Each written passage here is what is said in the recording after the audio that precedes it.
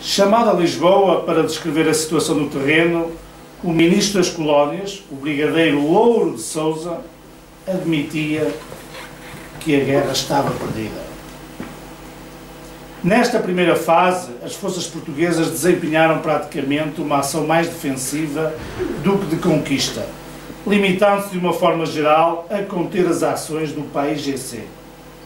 Por isso, esta época infligiu um grande desgaste para os portugueses, constantemente surpreendidos pelos guerrilheiros e pela influência destes junto da população, que, entretanto, era recrutada para o movimento.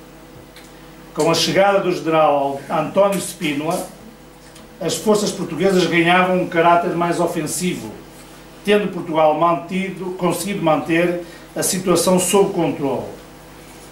As decisões concertadas do general trouxeram algum alento e vitórias para o lado português, mas não evitou que em 24 de setembro de 1973, um mês após a sua partida, o PAIGC proclamasse a independência da República da Guiné-Bissau, ato reconhecido quase de imediato por diversas nações.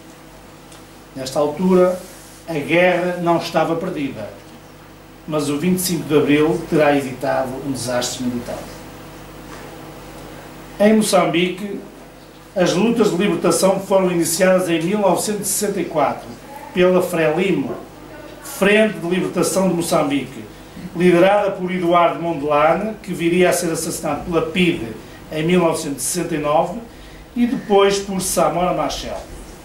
Em Moçambique, a guerra iniciou-se quase simultaneamente em 1964, nos extremos nordeste, Niassa, e noroeste, Moeda, e envolveu os povos que iriam ter o papel mais importante nos 10 anos que durou a guerra, os Nianjas e os Macondes.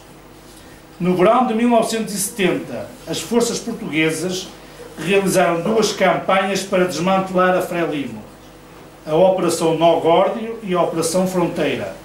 Mas, apesar do discurso oficial de vitória, na realidade, tal não aconteceu, e as ações de guerrilha contra os portugueses mantiveram-se até ao 25 de abril de 1974. A guerra colonial fez com que Portugal ficasse cada vez mais isolado a nível internacional, pois poucas eram as nações que não condenavam a atitude de Portugal.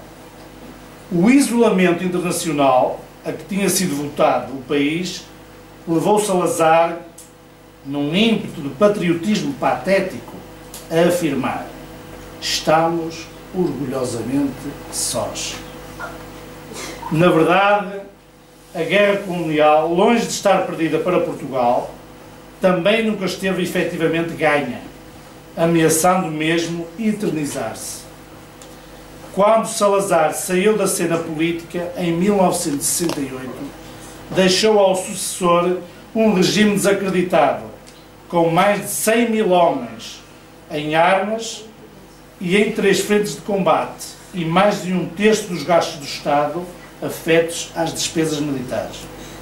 Os custos da guerra colonial representaram um grande fardo para o país.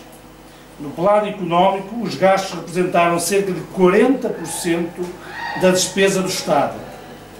A nível humano, absorveu cerca de 10% da população portuguesa e mais de 90% da juventude masculina, obrigada ao serviço militar de 2 a 4 anos.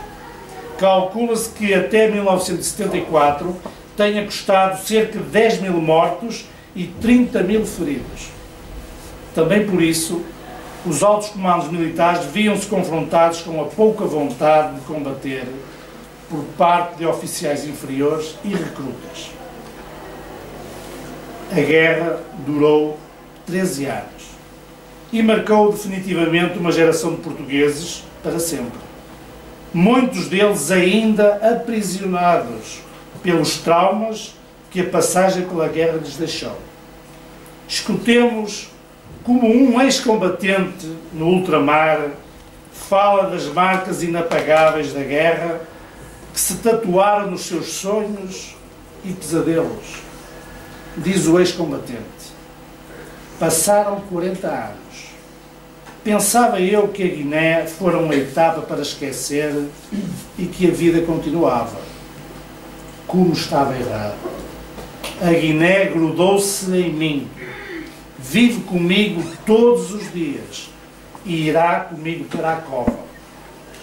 O meu espírito vagueia por aquelas tabancas, olha de frente aquela gente terna e meiga que me acolheu quando eu era agressor e me acolhe agora, sempre que vou até lá matar saudades.